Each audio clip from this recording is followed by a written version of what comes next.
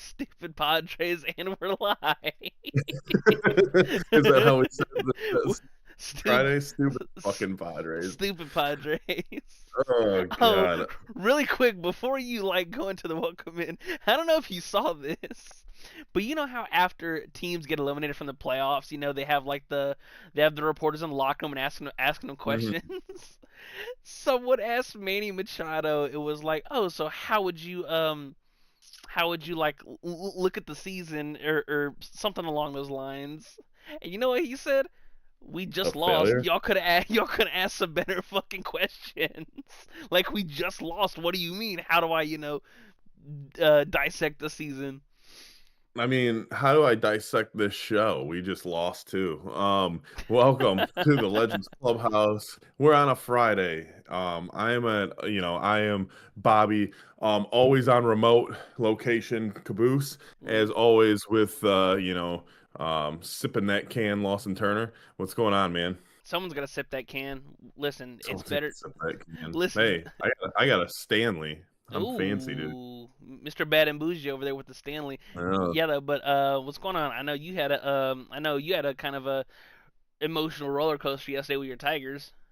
dude, so we made it out of the wild card, man. We made it out of the wild card. Fuck Cleveland. Hey, yesterday just proved one more time, one more instance that Michigan is better than the state of Ohio.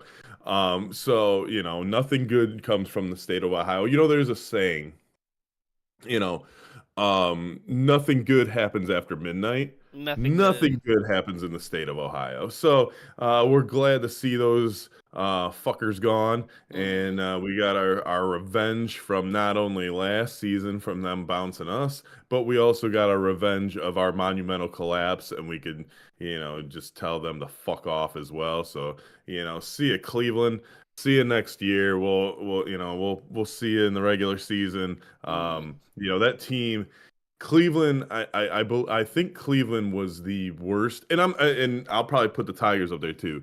So the Tigers, uh, Tigers and Cleveland. This Tigers roster and this Cleveland roster is probably the worst two teams to ever make the playoffs. Like, Um, I think if you the look at good Cleveland's lineup, man, who do they got? They got two Jose. guys. They got Quan and Yep. they got Jose Ramirez, and the rest. I mean, they threw out a rookie for God's sake. Like, let's Hmm. just. And he dropped the first fly ball that was hit to him. Dude, I think It is glove.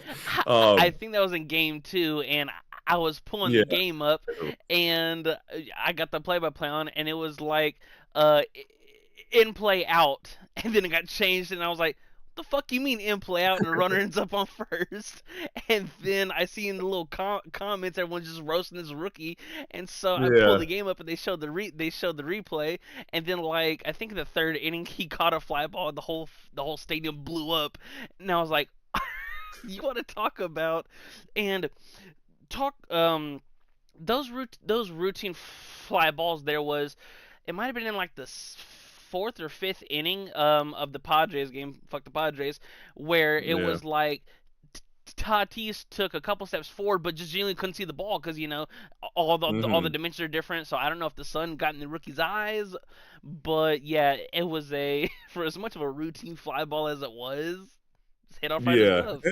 he got his first career hit yesterday. Yeah. I and for baseball, I don't know if they separate hits as far as postseason hits versus just regular season hits, or if it's all the same Hmm. as far as you look at your career numbers. But I'm sure he got the baseball. I mean, that's a pretty cool feat to have as far as your debut and your first hit in the playoffs. Hmm. Um, but yeah, man, when you have a rookie who hasn't had a major league at bat until now, and you bat him fifth, That. it just they don't even, it's funny because on the local radio here, and I was talking to somebody, and in our three hole yesterday was Wencel Perez, Which uh, kind of shocked me.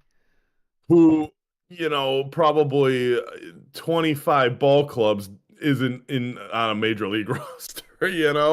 So I'm like, Uh huh. I just didn't understand, Javi Baez goes, something like 4 for 6 in the first Bro, two he games. was Why insane this not move him series. up into the Right. 3 hole when he's hitting good? I know that puts a lot of more pressure on him, and I know that's why AJ Hinch kept him at the bottom of the order, like in the beginning of the season, because he just, it takes the pressure off. He's doing well down at the bottom, but shit, dude, like Mhm. he's literally like your best hitter right now as far as like average wise. Why not put him up there? I mean, Wenzel ended up coming up with a huge hit yesterday, which I don't think anyone saw coming, but it's crazy to have all these 4A players in your lineup and your bullpen and shit, and you're just like, well, that's the Tigers. Thanks, Scott Harris. Thanks for making such great moves at the deadline. I saw this thing on Twitter yesterday, dude, that like 4 of the guys that he got at the deadline, 4 of the 5 or whatever, aren't even on the freaking roster. Like, thanks, dude. Like, appreciate Right. appreciate the effort of being buyers at the deadline. Fucking A. Yeah, though, but But it was here comes Seattle. dude, that's one of the things that right before we went live, it's like if you were talking to or any semi-casual baseball fan, it's like, okay, who do you rock with going into the playoffs? It's like, okay, either look for superstar lineups like your Dodgers that have, Mhm. um, I think when they signed Shohei to that, crazy ass contract, it was like their first 3 or 4 batters are have $1 billion payroll. You either look for your Yeah. superstars or, and I don't know if it's been like this throughout the history of baseball, but look to your best pitching rotate, like your starting pitching rotation. And Seattle has Mhm. arguably the best. They got Brian Wu, Logan Gilbert, George Kirby Woo woo straight, woo, Brian Woo. Woo Woo Woo, Brian Wu. But yeah, it's like that matchup is so interesting due to its the Tigers limping and roll kind of just backpedaling into the playoffs, Yeah. and Seattle who kind of took the league by storm with arguably the MVP and a slew of starting pitchers. What, who or what would be your favorite Woo? Probably Ric Flair's Woo. Okay, Ric Flair's Woo. I mean, Ric Flair's Woo's up there. Wu Tang Clan's up there. Hmm. Kenny Wu, from the Mighty Ducks. Zack Ryder's And Woo. Brian Wu. I think we would need one more Wu for a top five. What about Zack But we do. Ryder's Woo? But You that's know three it. Woos. All right. But that's three Yeah, Woos. that's fine. So is Kenny Wu Woo Woo. Um, but yeah, I think we got a top five of woos out there, which is good. But yeah, man. So I'm just glad the Tigers are moving on to the next round. We Hmm. also got the Yankees moving on. They'll be versus Toronto, which is crazy because it's like they're just in like their own AL East bracket. Fuck the rest of us. AL East is king. I don't know if you So saw this play yesterday, but so Cam Schlittler, he had like damn near it was his first postseason action. He's a rookie. I think it was his like 16th or 15th start in his career, and he goes mhm, 8 innings, strikes out 12, and is just a machine. And there was a foul ball that got hit, and Ryan McMahon ran all the way towards the Red Sox dugout, caught it and flipped over the wall and fell into the Red Sox dugout. And it's just like the whole crowd blew up because once again, whenever you get those going into the crowd or into the opposing dugout to catch a foul ball, yeah. it's like genuinely putting like your body on the line. Even though he kind of fell on top of all the other Red Sox, they just kind of caught him and said, "Hey, Yeah, go back upstairs." he pulled a Dottie Henson, Hmm. She flew into the dugout in a league of their own, and hey, she dusted it off. She got right back out there just to drop the ball. Just to drop the So, ball. who knows if Ryan McMahon's just gonna drop the ball after this. Um, I mean, it's a little different when you play, I think, first or second or wherever he plays. I think he's a second baseman, No, he but plays you third. know, He's third he baseman. oh, he plays third for them? Yeah, he plays All third. right, I know he was a second baseman for, Colorado. He probably played everywhere in Colorado because they ain't got nobody else. So, Right. it's like, it's the old Bugs Bunny cartoon. It's Ryan McMahon's at first, Ryan McMahon's at second, Ryan McMahon starting at third, Ryan McMahon starting at shortstop, Ryan McMahon, just, oh, that pitcher, Bugs Bunny. Hmm. Um, but anyway, so, dude, so I told you about getting so I wrote a story for this contest, right? Getting Mm-hmm. off sports a little bit. I wrote this story for it was like a 500 word story for a contest Mm-hmm. on this website, writing contest, creative writing, and they give you like a genre, an action and a object that you have to use in this story, right? Right. So I wrote this 500 page or 500 words, sorry, not page story. And I thought it was pretty good, man. I had a couple people read it. They were really impressed, and they were like, basically like, if you don't make it to the second round, like I don't know what you would need to do to make it to the second round. Right. Well, I get the results on Wednesday, and the first time I did this, the first time I did it, I was named an honorable mention for my story, and I was like feeling really good. Well, Mm-hmm. this one I didn't get in the top of my group. I didn't get honorable mention. I was like, huh.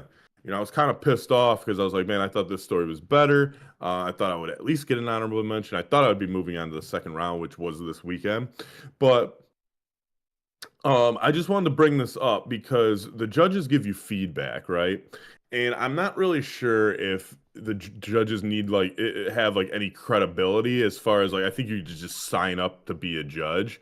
Um, Right. and so I don't know if it's just like pissed off failed authors that are judges or just regular people. No people know what they're talking about or what but some of them give you really, really good feedback. But there was one in particular, and I'm like, so I was upset that, obviously I didn't make it to the second round. Mm-hmm. But then I saw this person's feedback, and I was like, oh, well, you sound like a dickhead. So that's the reason why I didn't make it to the second round.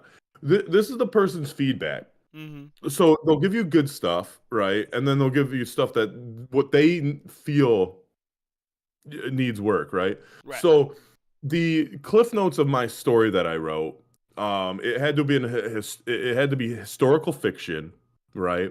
And it had to involve the action of tripping and the object as a time card. So what I wrote about is I wrote about a guy who happened to work in the second tower at 9/11, right? Right. And he's inside. Basically, the Cliff Note version is he's inside the tower. He sees, there's all this commotion because the first plane hit. He kind of almost witnesses the second plane hit. He panics. He has to rush out the door with everyone else. He trips and falls while there's a stampede going on, and he finds this time card on the floor. Um, and basically at the end, you find out like he goes back to the rubble a couple of days later, and this woman and her kids are standing there, and he has a very quick conversation with her, and he realizes that the time card still in his jacket pocket belongs to her husband. So he Ah. gives it to her, and she flips the time card out around, and it says "I love you," to the woman's name. Mm-hmm. So, it's kind of like just Symbolic. a Yeah. yeah. So this is the feedback that I got from this motherfucker, right? He goes, "I find it hard to believe that a woman with 4 young kids, a New Yorker no less, would bring all of her children to the site of their father's probable death. It's fiction. While while I appreciated this emotional interaction, that felt hard to get past. I just can't imagine any mother doing that. I would also encourage the writer to give the speaker some more agency. Let me see if there's anything like, um, but like I was so turned off of like yeah, I find it hard to believe that, a woman. Okay, so first of all, like when I was writing this, I was like, okay, Mm-hmm. if you're in the middle of New York City, most likely you live down there. What if you can't avoid going past the fucking rubble? That's And insane. two, maybe you go there to honor their father, right? But like the fact that he's like, it's hard to believe. First of all, you nailed it. It's fiction. Well, look at this motherfucker. Like, I watch, I've watched stuff on TV with trolls. I don't believe in trolls. I don't believe in Ouija sharks. I still watch it. I believe, I don't think a shark got COVID, but I watched Virus Shark. Right. You know, I see shit on TV that's not real all the fucking time, and you can't believe that a mother would take her kids to go see the rubble of which was 9/11 after it happened. Go fuck yourself, dude. So I was very after that. I was like, okay, this particular judge is probably the reason I didn't get in the top 10 or an honorable mention. And I felt a little bit better about myself because I'm like, okay, that to me that was just it was just a fucking stupid kind of like what I need to work on. Like you can't like if it had something to do with grammar or oh you need to be more specific on this or that or whatever, that's fine. But like for the context of the story, and then like he had said at the end, he was like, oh, when it would have been better if you know the main character instead of just handing her the card tried to save him or something. Motherfucker, if you are a random person in a 9/11 tower or something like that, some horrific tragedy, uh, I'm pretty sure you're not in there trying to save motherfuckers. I'm pretty sure you're just trying to get the fuck out and save yourself. That's still insane for the simple fact of like it's fiction. Right.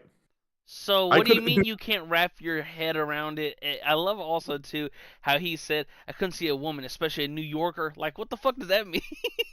exactly.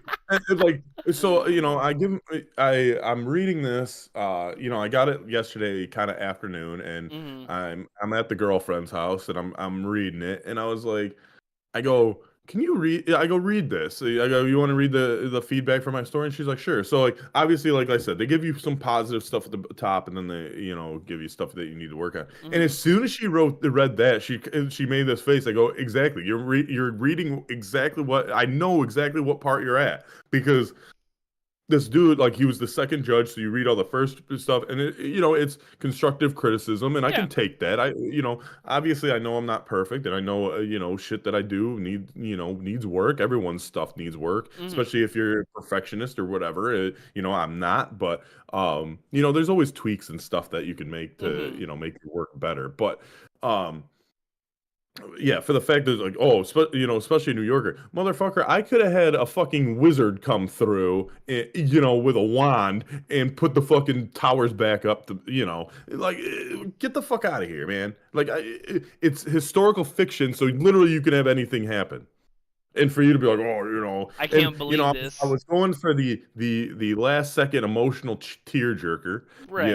which I think I somewhat got, but like one of the judges was like, um I would have liked to see a little bit more, one more beat from the woman from at the end to make it a little bit more impactful. But I thought because literally ended the story with her reading "I love you," Yeah. at behind the card, and that's just how it ended. Which that's a good way to And wrap something like that up.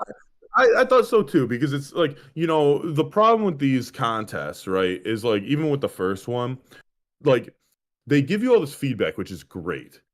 But I think sometimes they forget, like, okay, I was on a 500 word budget. Hmm. It's like you want all this stuff in there, but you're so limited. So it's like, okay, like, If I I'm take trying away to if I take away from here, how can I compensate here and X Y Z and other things exactly. of that nature? Right.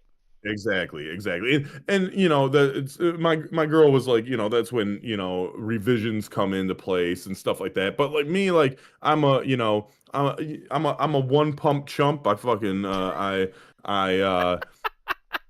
write the story, I let people read it, and I'm pretty much like, that's it, man. Like I'm gonna go with what I wrote, and Hmm. we're gonna, I might take, grammar wise, or if I get, get a good suggestion, like, oh, you should put this here or whatever, I'll make it. But it's not like I'm gonna go back and like make, notes R- and re- revise and have a bunch Rewrite of it and draft. You right. get 48 hours to do this, man. I don't want it Hmm. to, and take up my whole weekend when I do it. So, I'll write the story for like an hour or two, and that's what I go with. So, Hmm. but yeah, man, I wanted to bring that up because I'm like, just how are you going to tell somebody in a fictional story, I can't picture someone doing something. Like, motherfucker, Right. Harry Potter's out here probably, flying carpets and wizardry and playing. Saying some dumb shit like hocus pocus, let me stroke this. Like, bro, what the fuck is Yeah, like what? playing goofball or whatever the fuck they play, Quidditch, Yeah, whatever. that's You funny. know, I've never seen the Harry Potters. I just know a little, Yeah, terminology here and through the there, grapevine. like Yeah.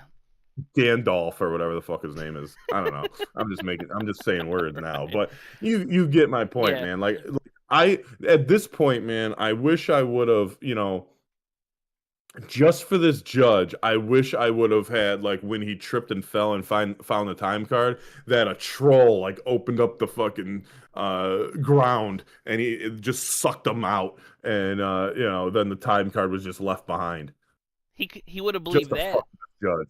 He would have believed that and could picture it. No, no, Hey, dude. yeah. Oh, I can picture that. Those New Yorkers, those New York trolls. I mean, fucking. I Yo, think I'm I pretty sure got the one. Ninja Turtles were living in their sewers. It could have been a New York sewer rat. Cause Yeah, those big yeah. It's fucking been things. Splinter, dude. I could add Splinter in there, and then Uh, he sucks them down, and he starts training them kung fu. Yeah, that's what I should have did. And then I could add a sequel called like the Kung Fu 9/11 man. I'll they've come up hit. with a better title. I'll They've come up hit. with a better title, but They've hit the third tower. yeah, Or yeah, so, right. he's they're about to hit there's a fictional third tower, and this kung fu guy has to stop him. That's where the sequel comes. He does the rock and sticks his arm out to stop the plane. Yeah, yeah, Now, he does. He pulls the 11 from Stranger Things, yeah. Now, but then it works, so he looks like a fool. can we Everyone's like, "Why did you put your hand out, you can stupid we idiot?" can we read this story anywhere? Yeah, actually, it's going to be published on New Leaf News within the next week or so. I'm supposed to Awesome. wait like 7 to 10 days, but with this judge's shit, I'm probably gonna post it sooner than that. Yeah. Well. But it's called a day on Vesey Street. I believe that's how you Mm, pronounce it. It was like one of the streets that the trade twin towers were on. mm, But yeah, it's a nice little emotional tearjerker story, and it'll be on New Leaf News soon. it's awesome. Um, for all to see. But did you speaking of things on New Leaf News and speaking of yesterday, did you celebrate Charlie Brown's birthday? I did not, and before I even saw it, I wouldn't have known when Charlie Brown's birthday it was. But it's crazy to think how like revisionist history and like I think a couple weeks ago we were discussing like what is considered old school for mine and old school for like other people's generations. Like example, old school for somebody that was born in like I don't know 2008 would be like '03, and I'm like, bitch, old school for me is like in the '90s before I was born. Yeah, and for me, it's like I was born in '87, So so yeah, it'd be like like early 70s, '80s, late '70s. 70s, 80s, 90s, throw in some That's 60s maybe. that's But yeah, crazy, dude. man, But yeah, dude, um, 70 Charlie what Brown, 75? 75 years old. That old fucker's never had hair Good grief. once. Yeah, that freaking blockhead. Which my girl was telling me yesterday that her and her brother got banned from watching Charlie Brown because her brother kept calling people blockheads, and so they weren't allowed to Yo, watch it anymore. one of my favorite I was one of like, my shit, that's probably the one term that I didn't put in my article.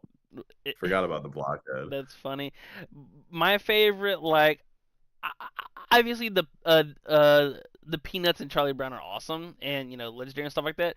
But So my the favorite. 2015 movie is amazing. Hmm. That movie is awesome. I love that movie. One of my favorite cameos is when Family Guy did a skit with him, and she pulled the ball out, and Peter starts beating the shit out of her, and is like, "You hold that ball till Charles, so Charlie can kick it." And he runs up and kicks it, and goes, "Yay!" But yeah, dude, like just think of how much better the world would be is if people could get their mental health treatment for 5 cents, dude. Lucy offers the psychiatric help for she's a psychiatrist or Yeah. whatever, or whatever. For 5 cents, dude. All you got to do is pay 5 cents, and someone will listen to you talk about your problems. Yo, Crazy. everyone would just be nice and peachy and do backflips on the inside, dude. For real, I know. like, Either that or you just drug them up. could you, I mean, could you, you know. right? No, Yeah, antidepressants. yeah, Yeah, yeah. yeah. Do It's old mental institution stuff, right? You look at you talk about the old school, like you watch movies from like the 80s and 90s, and anyone in a mental institution is like batshit crazy, they're giving them and mental shocks to reprogram their brain and stuff. It's like, right, yo, and what they're the just fuck? like zombified, right? Hmm. So that's what we're not talking about the other stuff. We're not Yeah. talking about the bad stuff. We don't talk about that here because if we do, we get canceled. So we don't do it. We just Right. don't do it. Right. To circulate to something that we haven't discussed yet, that's kind of I'm still in shock over. I cannot believe the Niners beat the Rams last night.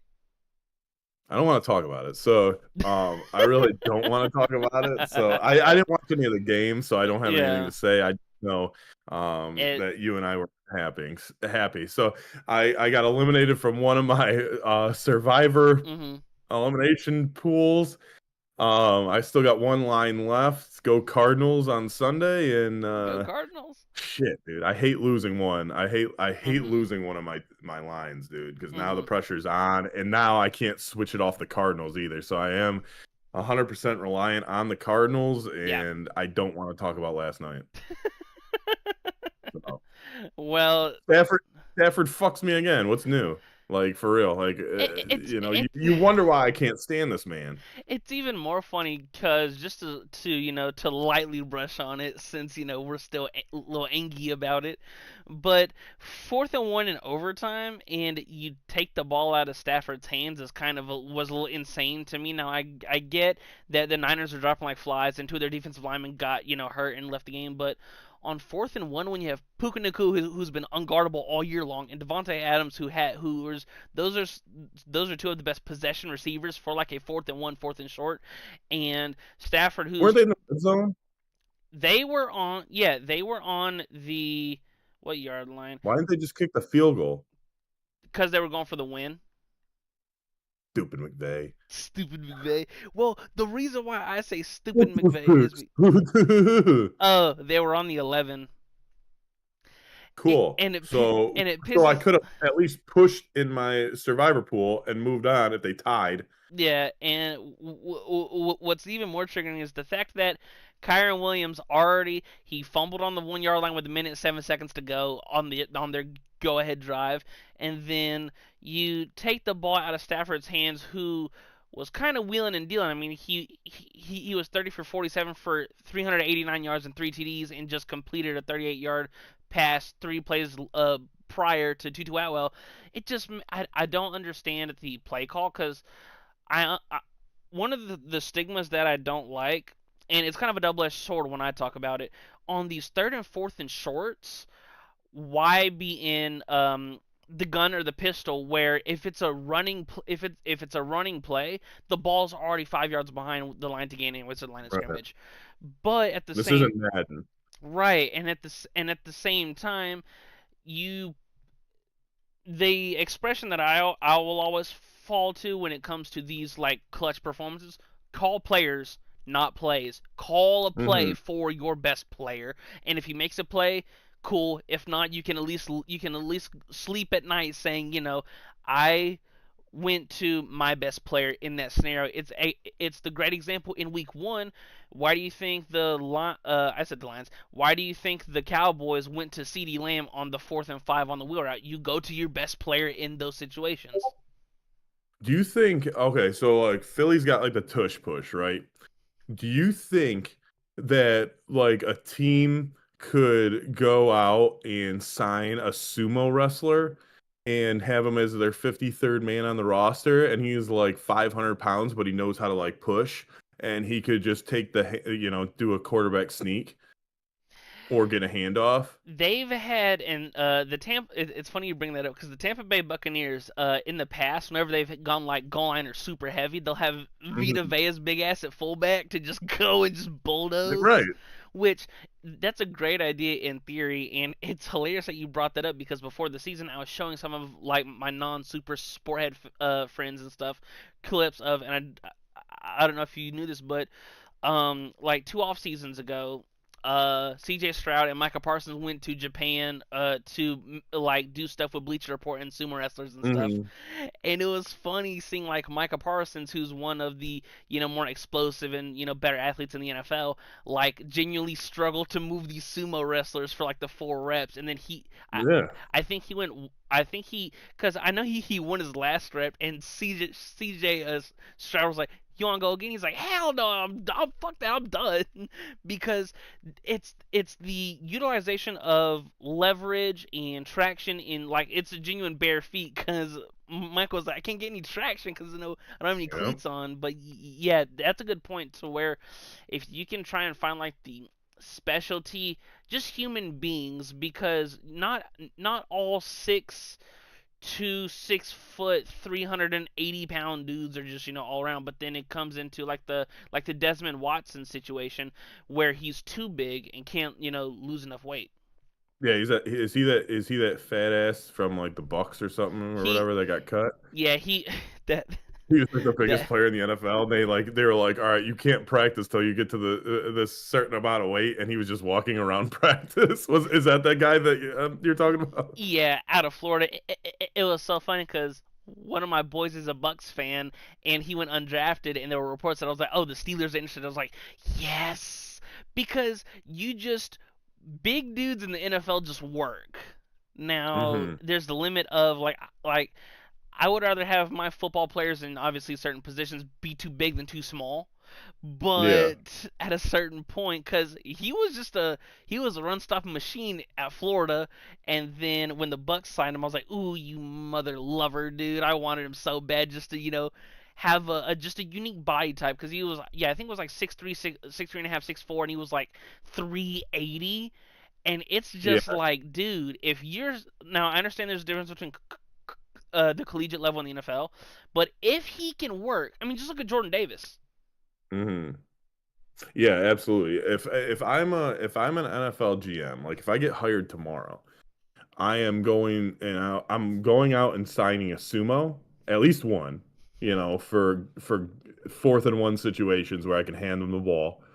Or that, and if it works out well, I'm probably signing 5 different sumos for my offensive line. Um, and then I'm signing a guy like Manute Bol, who's like 7'8", and I'm like, all right, I need a red zone target. Go just stand over there, and I'm just gonna throw it high. Go stand over there. Just put your arms up so you're at like 12 Get feet tall, get some Ralph and Sam I'm just gonna yo throw it to like the tippy of your hands. get some Ralph Sampson shit going on. Yeah, Yo, man. But no, like fucking like Manute Bol though, like where he's like yeah. 7'8", I you know, it was so and funny he's because like 112 pounds. I always thought, well, yeah, he wouldn't get off the line. Yeah, He'd be bullied at the line. hey, you just run a pick play to get him off the line. I always thought about that for blocking kicks. Just get somebody super tall, cause like, well, before they like before they like added the leverage call and like the you can't jump over and touch anybody, Hmm. cause like I remember in the it was the wild card round of no, it was the division round in 2015 where Cam Chancellor did it on back-to-back plays against the Panthers, and I'm like, Hmm. that dude's a freak. But like, yeah, just get somebody. 7'12" and just have him Yeah. right when the ball gets kicked, jump. I mean, it's the same thing as like why don't you just get like some big fat ass to be your goalie in hockey? So someone with pads that just take up the entire thing that they don't have to move. Shit makes sense to me. I wonder if Now, it's ever been tried. If a team has ever tried that. Like, hey, we're gonna sign you, but you need to eat a ton of fucking food. We're gonna provide it for you, and you're just gonna sit your fat ass in the net until you know until you have to move at the end of the period yeah, to get well, you off. And then even if they're too big, you can Zamboni his ass off. I mean, it's ice. You I can don't just know if you slide him. I don't know if you've seen this, but excuse me, over the past couple of years, like there were reports of how much weight, like the premier goalies, like your Sergei Bobrovsky's to your Andrei Vasilevsky's, like how much they sweat and body weight they Mhm. lose in the middle of a game. They'll lose like 11, 12, 13 pounds just playing the dude. Like if you see pictures of them before and after the game, dude, they're like genuinely just like bones because they're sweating so much. Which Well, yeah, then that's why you got to put even more weight on the guy, before the game. Just make him eat.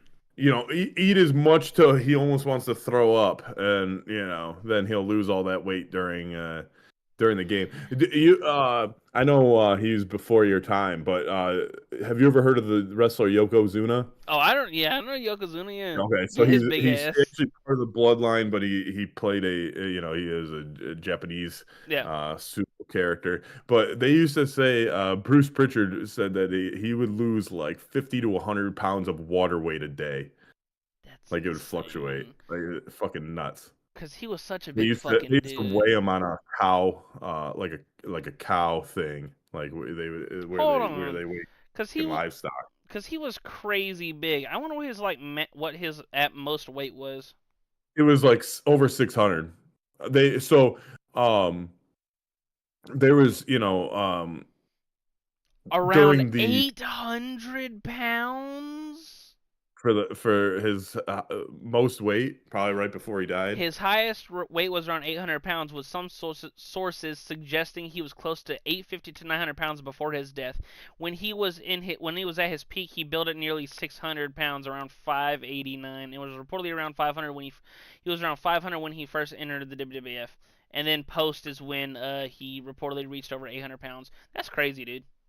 Yeah, so there is a rumor. I don't know how true it is because obviously I wasn't there. Or, It's a you know, rumor.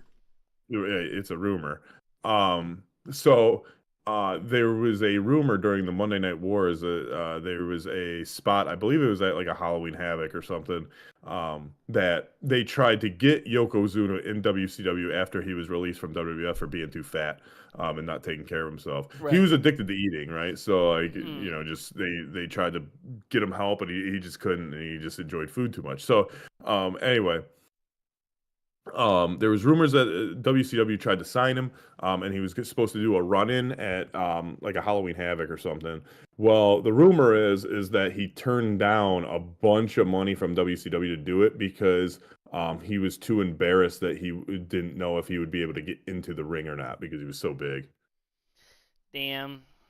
So, Damn. but I Damn. don't know how Damn. you do a run-in with a fat guy anyway. I I was mean, about to like say, be like a he's walk-in. yeah, very slow walking, or you're not gonna have him under the ring because he's huge. There'd be a little bump over the ring. Yeah, exactly. Maybe it's either his ass or his stomach. So, Yeah. but yeah, dude, that would be what I can only imagine them like them someone like driving like for the run in. It's got to be quick, so someone's driving like a forklift like at like 50 miles an hour down the ramp with him on there just to get him in there. That's funny.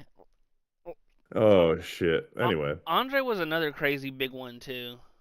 Hmm. I've heard Yeah. like his drinking stories are legendary, and it's even more crazy because I've once again I wasn't a fuck around, but I've seen clips of older wrestlers say when he first started wrestling, he could do a backflip and land on his feet from the top rope, and I'm like, dude, at his size, that's fucking Hmm. nuts. Well, that's like Big Show. Big Show did a moonsault Mm. in WCW, and he like they were like, don't ever do that again because I guess he almost like broke his neck. But like he's super athletic. He could do tip ups and shit, and Mm. just super athletic dudes. But and then I think at one point WWF wanted Big Show to gain a little bit weight, but he gained too much, and then they were like, "Dude, you got to lose it now." But he was like notorious for like just like smoking a bunch of cigs and shit. So, who knows? But Who does um, know? but yeah, Now, man, that's what the like. Yeah, get yourself a Big Show. Get yourself a Big Show for the NFL. Like, just throw him at tight end in the red zone, or hand him the ball. or Who's gonna tackle? more for your goalie spot in hockey. Yeah, you don't have Goldberg, or you don't have Bobby Boucher coming in at full speed just to spear your ass. Yeah. Um, to give our predictions for the NLDS, so we have the Tigers and the Mariners. Mariners. I that was very anticlimactic. Mariners in four. What is it? Best of five? Yeah. Mariners in three. I'm hoping that's not the case, but shit, dude, Detroit's been so bad the last couple months. I thought That's why I even took. I thought Cleveland was going to win yesterday. another Just another thing that's interesting too is like when is because obviously throw Scooble's ass out there every game, but like in a 5 game series in which he pitched game one, when is he available? Because the games are tomorrow.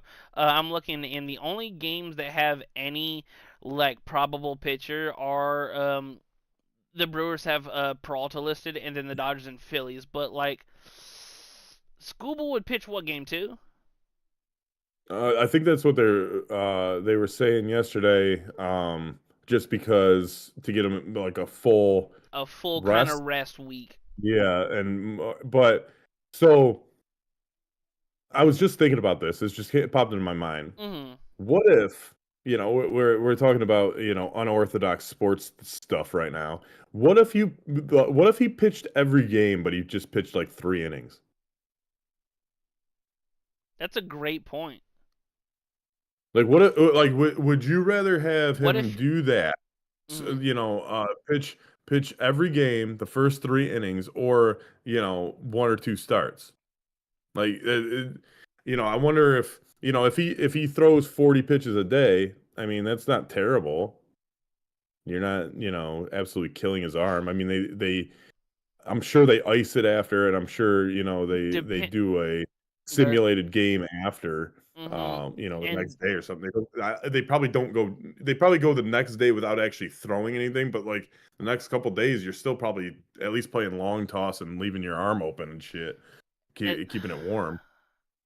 and depending upon how he looks, he could go 3 or 4, Hmm. and it's just that's a really good question.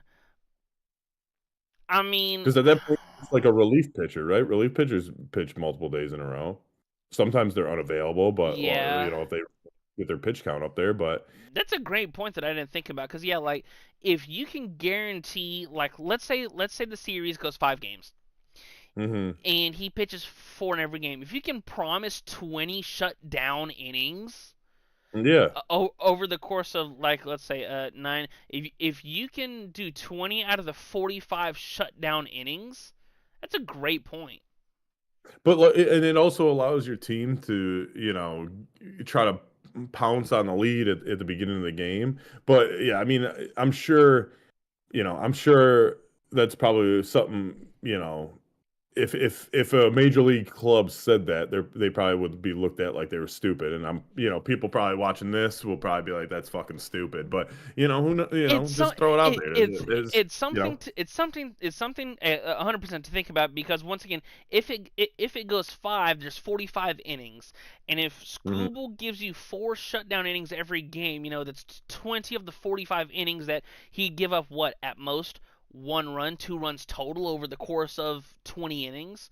Yeah. So obviously, I don't think anyone would do that. However, it's an interesting thought because I could see That's all this. I have is interesting thoughts. Dude, that's what I'm saying. But yeah, Yeah. like it that's not a terrible idea. Now, the thing though that would be a follow-up question is how would your relief go? Would you just go pure bullpen, or example, Mr. 5 2/3 for me was Mr. 4 2/3 yesterday? Would you go like Scooble 4 in every game, and then a starter in an inning or two, and then just go bullpen from that point on? I would just take out Scooble and then just put Scooble back in. So he would just pitch every inning. So So they and that was my choice. But no, so I was actually mhm, I was actually talking to somebody the other day, and I mentioned, I think I mentioned this to you, small market team, Pittsburgh Pirates. mhm, What if they were the ones that landed Scooble? Like they were like, all right, we're gonna go all in, yeah, and get and then they re-signed Skeens for like a large contract, and they imagine like two players on a small market team. Obviously you're going to be close to like $1 billion with those two players, probably most likely 500 million, close to, give yeah, or take, each guy. But what if you were a small market team like Pittsburgh, and you were like, okay, we're going to build our team around these two guys, and then kind of fill up our lineup like the Tigers did with a bunch of 4A players. Maybe in Javi Baez, take his contract, or just trade for him and be like, yeah, whatever. right, But you could have two dominant pitchers, and then just kind of throw a lineup together, and both pitchers are going to get 30 to 35 starts. so That's that's at 60 to mhm, 60 to 70 in a year, right? You're probably winning 20 of them with those guys, as long as you can get run support. We 20 all know scheme. apiece. Yeah. Yeah, I was So just making sure that I mentally, got you. Like, okay, if yeah. they're So winning you're 66% of their looking at starts, yeah, you're looking at 40 wins, between the two guys can at you least. can you muster up the other 40? Right. Right, exactly. Can you be the Rockies for the rest of the season? I mean, your But law of averages would average out, kind of. Yeah, maybe. I know, man. That's what I'm saying. Like you need to just invest in two players, and Pitchers, and two but then if you make pitchers. the playoffs, dude, like who's gonna beat you in the playoffs when you got those two guys? You literally only have to win like a game without them. I mean, It's crazy to think, you could do something like that and try it, that is and nuts. it could be like the new, everyone might be able to do that. Everyone might be trying to copycat I and was gonna say, I mean, and it's a run the copy. new money ball. I was gonna say it's a copycat league across, most sports do the copycat thing where, if something's innovative in the NFL, oh, how can I increment that into my system? Oh, threes are now the analytical thing where everyone's going to shoot threes, and Yeah, in baseball that might be one of the new innovative things. Now to move on to the next except for the series, Pistons, who like for some reason were trying to like build a defensive team in the era of all threes, yeah. a couple years ago. Now we got the Cubs taking on the Brewers. Cubs and Brewers. So, this is an interesting series because you have the Brewers who had Mr. 3000. If you remember, they corrected it and he needed like four more hits, so he came out of retirement. Hmm. Um, and needed those four hits, and he ended up being Mr. 299.9, 2,999. He was Mr. That instead of Mr. 3,000, because if you remember, the last game of the season, he bunted to get the run in, and it didn't count as a hit for him, and his last at bat. But they were able to take like third place in the division, which I don't know why that was the goal, because they still didn't make the playoffs.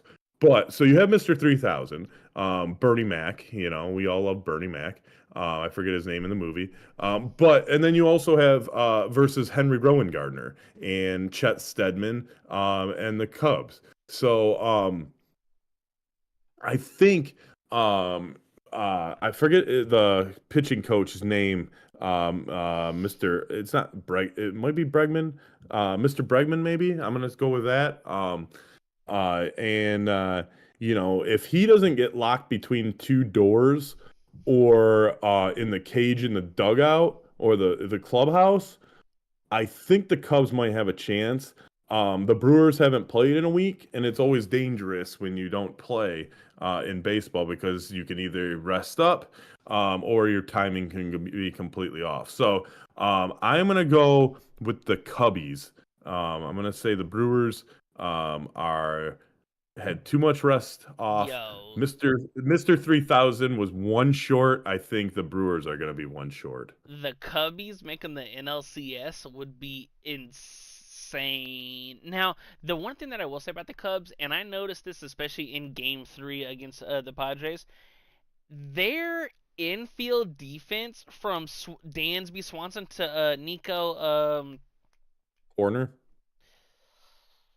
I don't think it's Horner. I know it starts with H. It might be Horner. Yeah. Nico Horner. You were right. Mr. 17-time Gold Glove. Sounded familiar. I mean, you are wearing the MLB hat. You just gave me 17 Gold Gloves. No, I know he's a gold. I know he he is a Golden Oh, Glover, but I thought you awarded me 17 Gold Gloves because I am. Hey, I am.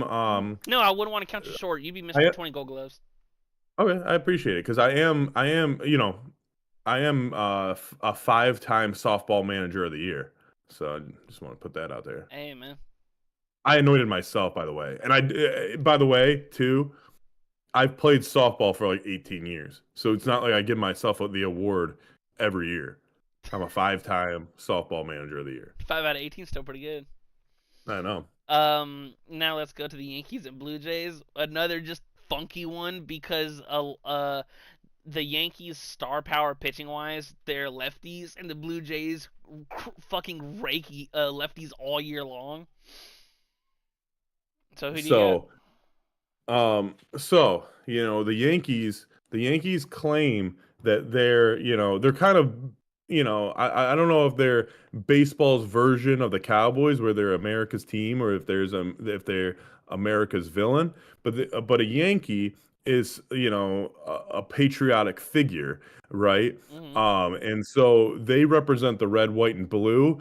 But unfortunately, they are only representing the red and white because the Blue Jays are representing the blue. So the Blue Jays are going to be moving on to the ALCS because they're not letting the Yankees complete the flag.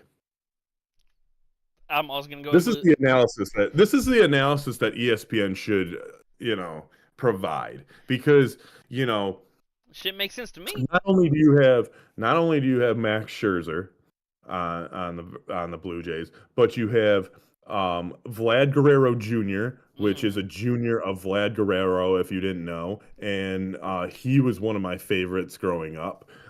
You also have Bo Bichette, who's the son of Dante Bichette, who tore it up as a Rocky Rocky's in legend. those. Yes, Rocky's a legend.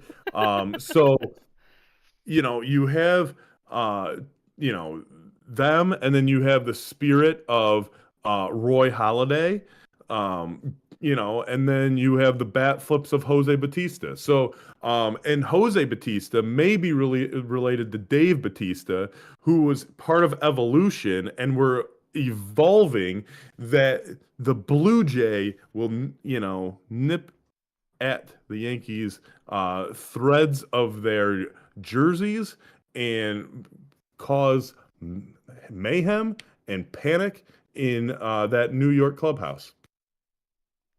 This is the analysis we want. This is the analysis we need. I know. Some people want it and some people need it. Which one are we? We need it. I mean, usually I go Jay-Z over Drake, but this time I gotta pick Drake in this series. Now probably this could be the series. Once again, the World Series is the World Series. It's the most important one. This one is going to be really fun, and it might go the distance. The Dodgers and the Phillies. This Yeah, shit's man. gonna be fire. Yeah. So you have Benny the Jet Rodriguez, who's a huge Dodgers fan, right? Mm. And he ends up playing for the Dodgers and stealing home. But then you got Corey Matthews of Boy Meets World, and he's a huge Phillies fan in the first season. He wants to play center field for the Phillies. I'm not sure if that dream has ever succumbed, but or I don't know what the word would be for that. But um, so you have Benny the Jet versus Corey Matthews. You have two of the best teams in all of baseball. I think the winner of this series may win the World Series. Mm-hmm. Um, you also have not only do you have those two famous '90s references, but you also have Shohei Ohtani versus Bryce Harper. I almost said Bryce Young, but he's a little taller than Bryce Young, so and maybe a different color. But anyway, tomato, tomato. So, Bryce Harper against Shohei Ohtani. If is Shohei pitching at all these days? He Um, he will make his playoff pitching debut in Game 1 against Christopher Sanchez. So that should be an interesting matchup. You got Kyle Schwarber versus Freddie Freeman. You got Mookie Betts versus Nick Castellanos.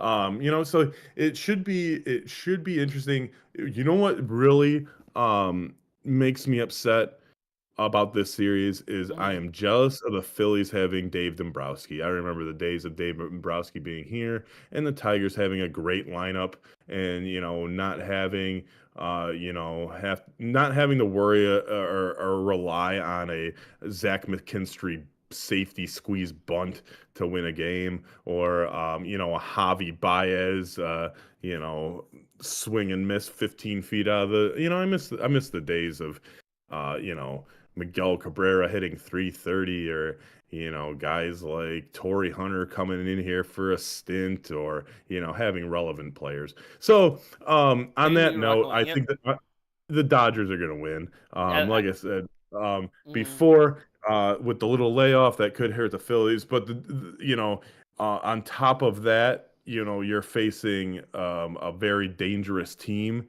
that has they dominated the Reds, and Team Japan's just gonna prevail, dude. They won the World Baseball Classic. They got three of the starting pitchers on their team.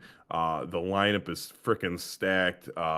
Trey Turner's not fast enough to wrap them around in rope and tie him like a cartoon and to a chair or something like how the Ninja Turtles did it in the Secret of the Ooze at the beginning of the movie. mm-hmm. How they I don't know if it was the Foot Clan that was robbing the mall, but they tied them all up in the center and they had one guy dangling like a lantern, or a chandelier. They're not going to be able to do that because Trey Turner is not. He's fast, but he's slowing down in his old age, and he's not going to be able to Speedy Gonzalez all the way around him. So, give me the Dodgers. Um, How oh, I think he's frozen. He left, and now he's back. you froze? We listen. I tomato, you froze, I froze. You know, You were just looking down, and I was like, man, lift your head. I thought you fell asleep you again. fuck. Hey, bro, my bad, bro. It's in my So, what notes, was the but last thing you heard? um, Dodgers and five. who do you? I'm also rocking with the Dodgers. It's really tough to deny the talent on the roster. I think this goes five.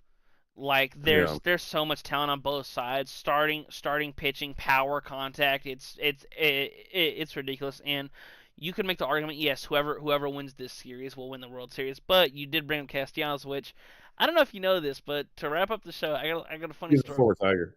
I do know that. He was a former Tiger. He wanted out of here. He wanted out of here because Comerica Park was too hard to hit home runs. Well, you know what we call those players? Weenies.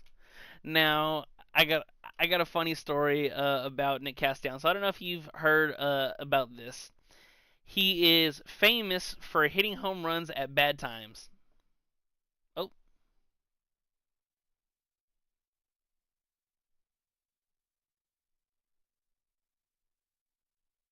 come on, guy. Oh, now I'm frozen. Oh, now I'm frozen.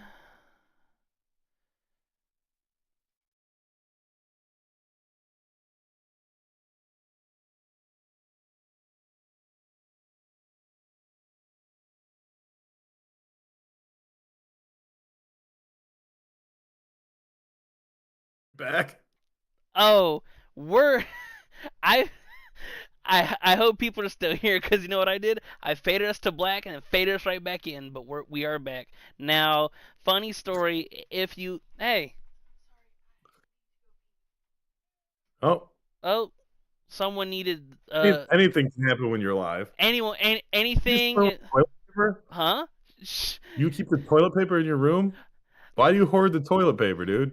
I had one extra roll because listen, whenever the like example, I have toilet paper in my bathroom, they have theirs, and I have spares because I have fucking allergies.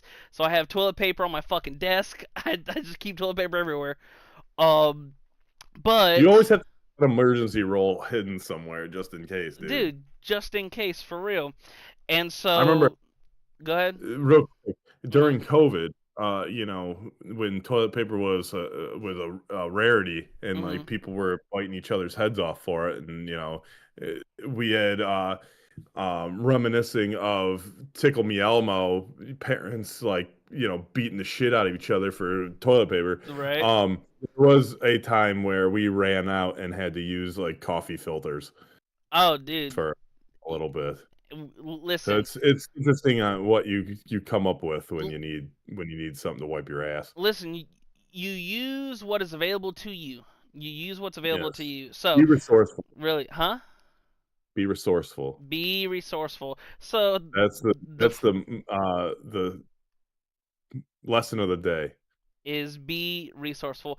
Now, Resourceful. the funny story about Nick Castellanos is he's semi known over the past couple years for hitting home runs right after tragic events. And I don't know if you knew this. I did not. So I'm about to list you some of the unfortunate and semi-hilarious times. Well, it's not funny, but it's kind of Somewhat hilarious it's times. somewhat hilarious times when he hits these home runs. So like after any tragedy, it trends that he's the most bet on player to hit a home run like that day. All All right, right. so here are some of the instances in which he has hit a home run on. He hit a home run on the anniversary of 9/11. He hit a home run the day Willie Mays passed away. He hit a home run the day of the Will Smith Chris Rock slap incident. He hit a home run the day Vince Scully passed away. He hit a home run the day Queen Elizabeth passed away. This is fucked up. He hit a home run shortly after Dwayne Haskins passed away. You know, the football player. I He know the football player. he hit a home run during a segment where a World War II veteran's eulogy was being talked on the broadcast. He hit a double in the middle of a segment dedicated to an ALS victim. He also hit a home run when I think it was a Royals announcer. He was apologizing live on air because he said a derogatory slur towards the LGBTQ. He basically got caught on a hot mic saying something that he shouldn't have said, but he was apologizing mid broadcast, and it's funny because Castellanos hits a home run. And he's like, and Castellanos drives one to left field, and it's gone. And then continues his apology. I just want to apologize one more Dude, time. it was funny because it was a full screen clip of like his face apologizing, and then you still hear his voice, and it fades back to the game, and he said, and and my apologies to the and Castellanos hits a ball deep to left field, and it's gone. And the Phillies are going to the World Series. But I apologize. Anyway, I don't apologize for this Friday show. Dude, it's been crazy. We had Yeah, walk-ins, disconnects, you name it. toilet paper, Hey, when you big got show. and Um, Yoko, listen, in the words of would you call him one of the most five popular people in the 90s, 80s? In the words of Jeff Goldblum, when you gotta go, yes. Oh yeah. when you gotta go, you gotta go. Yeah, 100%, dude. It was him. Hey, 1994, the specific year, 1994. Uh, The five coolest people on earth: Jeff Goldblum, yep, Razor Ramon, yep. Oates from Hall and Oates, Mm-hmm. Jonathan Turner from Boy Meets World, Shout out and Lawson Turner. He's got my How, name. Howie Mandel. The Baldy. No, he had hair. Look at his hair. The reason why all five of them have the same hair, so that's the reason why they're the coolest five people in 1994. You said 1994? Holy fuck, he's Yeah, got hair. yeah. It's like that. It's like that white Jerry curl guy hair. Dude, for It's fucking awesome. That's why they're the coolest five people. Like, it's the same thing as Goldblum, dude. He had the same hair. bro, it's so Same funny. as Jonathan Turner. Same as Razor Ramon. It's Same so as Oak. it's so funny because every time especially growing up, I've always just known Howie Mandel. Oh, the baldy but bro had a freshie. Yeah. So it's like Steve Harvey with hair, right? And look up that sometime. Dude, But anyway, he's got some great stand-ups from back in the day. thank you for joining us here on this Friday. I am via satellite Remote. up in northern Michigan. So thank God it's Friday. Thank you for joining us. We're usually live Mondays, Wednesdays, and Fridays, 7:30 a.m. Eastern time, here on New Leaf News's YouTube channel. Go subscribe to the YouTube channel. You'll get the live notifications so you can join us every or pretty much every other morning. And go check out newleafnews.com/.network. Both of them take you to the same great site. We have daily content, whether it's sports, entertainment, music, horoscopes, murder shit. Hey, we even found out that it was Charlie Brown's birthday yesterday. 75. Happy birthday, Charlie Brown. You're looking great. Good grief, you blockhead. Hasn't aged a day. It hasn't aged a day. I'm about to move the football on to the next little promotion. Go check us out on our social media at New Leaf News on X, Instagram, Blue Sky, Facebook, TikTok. If you got social media, so do we. So go follow us. We appreciate the support and follow. If you like if you like this show, you'll like my other show, 64-Bit Legends. It's on our Pods and More section under the newleafnews.network. Go check that out. It's the latest episodes are always up there. And go check us out at 64-Bit Legends on Instagram, on X. I am at Bobby Kaboose on both those social media platforms. And the same too is that's at Lawson_1226. Hey, this fucking guy. 2 months and 23 days. We're counting down, buddy. We're counting down. Hey, you may like watching The Grinch Who Stole Christmas.